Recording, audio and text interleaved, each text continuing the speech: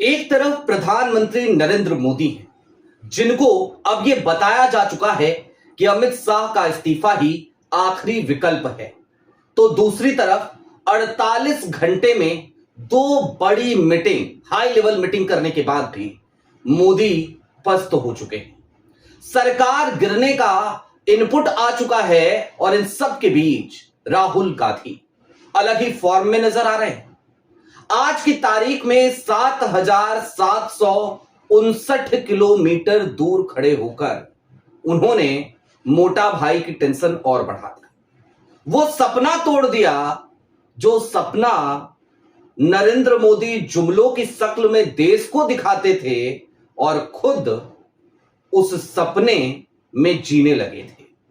कौन सा सपना, क्या किया राहुल ने, और दूसरी तरफ ये इनपुट क्या है, 48 घंटे की दो बैठकें क्यों, और शाह साहब उनका इस्तीफा आखिरी ऑप्शन क्यों है, सारी बातें जरा विस्तार से। नमस्कार, मैं स्वप्निल और आप मुद्दा देख रहे हैं। दोस्तों, आगे बढ़ें उससे पहले वही छोटी सी अपील। मुद्दा इन दिनों एक गंभीर आर्थिक संकट से जूझ रहा है। एक तरफ जहां हमारे मेन बैंक अकाउंट्स बीते लंबे समय से फ्रीज चल रहे हैं, तो दूसरी तरफ हमारे 2.5 साल पुराने चैनल को हमसे लंबे समय तक छीन कर रखा गया था। ऐसे में डे टू डे ऑपरेशंस में मुद्दा को काफी मुश्किलों का सामना करना पड़ रहा है। लिहाजा आपसे गुजारिश है, यदि आप चाहें तो स्क्रीन पर दिख रहे क्यूआर कोड या फिर के नीचे दिख रहे यूपीआई नंबर्स के जरिए मुद्दा की छोटी छोटी मदद जरूर कीजिएगा, ताकि हमारी बेबाकी यूं ही बरकरार रहे। अब आगे बढ़ते हैं और सिलसिलेवार तरीके से जरा ये समझते हैं कि शाह का इस्तीफा आखिरी ऑप्शन क्यों। सबसे पहले राहुल गांधी आज तमिलनाडु में थे, चेन्नई में थे। चेन्नई और दिल्ली की दूरी है 7,759 किलोमीटर, लेकिन 7,759 किलोमीटर दूर से भी राहुल गांधी ने आज डोज देना वो नहीं भूले। वहां पे बैठकर भी डोज दे दिया मोटा भाई को, जो मिस्टर इंडिया बने हुए हैं, छिपे छिपे फिर रहे हैं, संसद भवन में नजर नहीं आ रहे, संसद परिसर में नजर आ रहे हैं लेकिन लोकसभा में नहीं जा रहे, राज्यसभा में नहीं जा रहे, सवालों से छिप रहे हैं, सवालों से बच रहे हैं, सवालों को डॉज करने की कोशिश में लगे। क्या कहा राहुल ने? एक सपना देखा था मोदी जी और शाह साहब ने, और हम सबको भी दिखाया था। 2047 विकसित भारत, देश के वर्तमान को लगातार कबाड़ करने वाली सरकार, लगातार कबाड़ करने की जुगत में लगी, जुमलेबाजी में लिप्त सरकार, वो सरकार 2047 का ख्वाब दिखाया करती थी।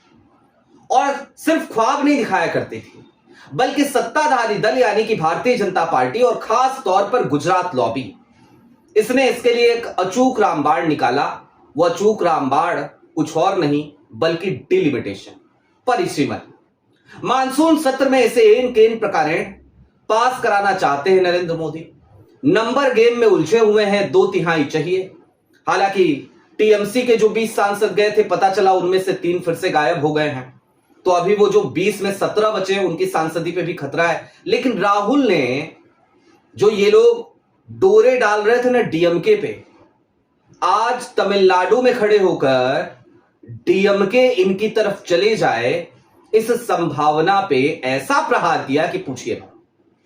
एटप्पन एक किरदार है इतिहास का, बताऊंगा उसके बारे में, लेकिन सबसे पहले जरा राहुल गांधी को सुनिए। There is an attempt by the BJP to do delimitation.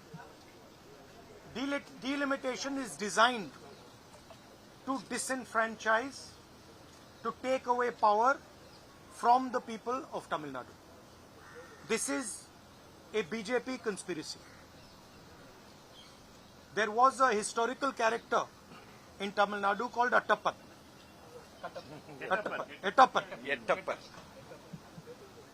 Attappan is basically symbolic of the betrayal of the people of Tamil Nadu.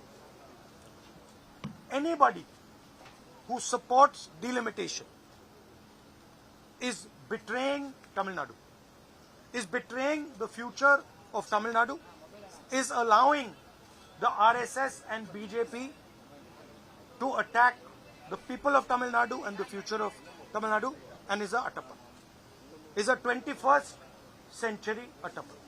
No Tamil person should support delimitation. Every single Tamil person should oppose delimitation.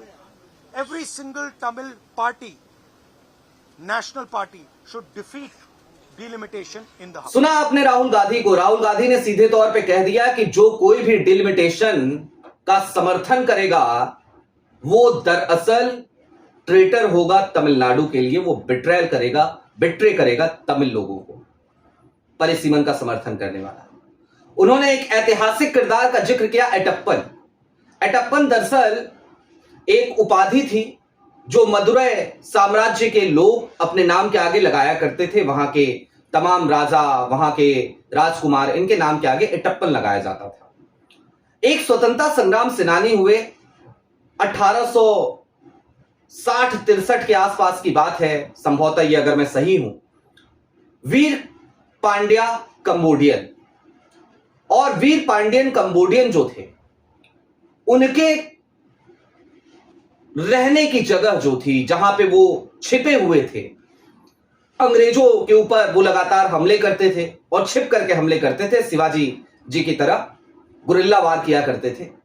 तो उनके छिपने की जगह को चिन्हित कराया था मदुरै साम्राज्य के राजा ने, और इसीलिए एटप्पन को गद्दार की जगह रखा गया। गद्दार का पर्यायवाची बन गया तमिलनाडु में एटप्पन शब्द। राहुल ने सीधे तौर पे कहा कि जो भी परिसीमन बिल का समर्थन करेगा वो एटप्पन होगा। यानी कि यदि डीएमके ने समर्थन किया तो डीएमके की अपनी राजनीति भी खतरे में आ जाएगी। और ये बिना किसी लाग लपेट के आज राहुल गांधी ने ये बात तमिलनाडु में कह दी। ये बात अगर वो दिल्ली में कहते तो शायद डीएमके को इतना फर्क नहीं पड़ता, लेकिन तमिलनाडु में जाकर, चेन्नई में जाकर ये बात कही तो डीएमके को भी फर्क पड़ा है, और फर्क तो साहब को भी पड़ा है, शाह साहब को, मोटा भाई को। खैर दोस्तों, सत्ता के गलियारे में अलग सी हलचल मची हुई है, अलग सा हंगामा कटा पड़ा है। आलम यह है कि चैन से सो नहीं पा रहे मोदी जी, रात रात को रील बना रहे हैं। 30 जुलाई और 31 जुलाई 48 घंटे के भीतर दो बड़ी बैठकें प्रधानमंत्री नरेंद्र मोदी ने करी है। एक बैठक 30 जुलाई को हुई, जिस बैठक में अजीत डोभाल साहब थे, एस जयशंकर थे, हरदीप पुरी साहब थे, सर्बानंद सोनोवाल साहब थे, नित्यानंद राय साहब थे, तमाम लोगों के साथ बैठक हुई। और बैठक का जो इनपुट आया वो ये बताता है कि सरकार हिली पड़ी। मोदी जी शांत ही रहे, बस सुनते ही रहे, निर्देश मांगते ही रहे, निर्देश दे नहीं पाए। दूसरी बैठक हुई फिर 31 जुलाई को, कल की तारीख में, और 31 तारीख की बैठक जो हुई, ये कैबिनेट बैठक थी, इसमें गृह मंत्री साहब भी मौजूद थे, राजनाथ सिंह साहब भी मौजूद थे। और इस बैठक में भी जिस तरीके का विपक्ष इस समय मोदी जी को मिला है, उस विपक्ष से क्या हम निपट पाएंगे कि नहीं निपट पाएंगे, इस पे चर्चा होती है। आलम ये कि साहब अमित शाह के इस्तीफे को लेकर चर्चा होती रही कि ये डिमांड चल रही है, क्या किया जाए, आखिरी ऑप्शन है। और आज नरेंद्र मोदी आंध्र प्रदेश गए, अमरावती बिल पास हो गया आनन फानन में, नायडू साहब की हर बात मानने को तैयार। उसके बाद भी धर्मेंद्र प्रधान के इस्तीफे के लिए भी नायडू और शिंदे ने कह दिया था, और अब अमित शाह साहब के इस्तीफे के लिए भी नायडू और शिंदे सीधे तौर पे ग्रीन सिग्नल दे रहे हैं कि भैया कोई और रास्ता, कोई और ऑप्शन वो है नहीं। लिहाजा इस बात को समझिए कि मोदी सरकार जो लगातार दूसरों के लिए चक्रव्यूह रचा करती थी, आज वो इतनी बुरी तरीके से फंसी पड़ी है, इतने बुरे तरीके से उसके सितारे गर्दिश में हैं। ऐसे बुरे दिनों की शुरुआत हुई है कि अच्छे दिनों का जुमला देने वाले प्रधानमंत्री नरेंद्र मोदी, उनके पैरों से हर गुजरते दिन के साथ जमीन खिसकती चली जा रही है। आपकी क्या राय है वो हमें कमेंट बॉक्स में जरूर बताइएगा। अभी के लिए दीजिए इजाजत। चलते चलते फिर वही अपील, चैनल पे नए हो तो सब्सक्राइब करते हुए जाइएगा, सक्षम हो तो मुद्दा की छोटी छोटी मदद जरूर कीजिएगा ताकि हमारी बेबाकी यूं ही बरकरार रहे। बहुत शुक्रिया।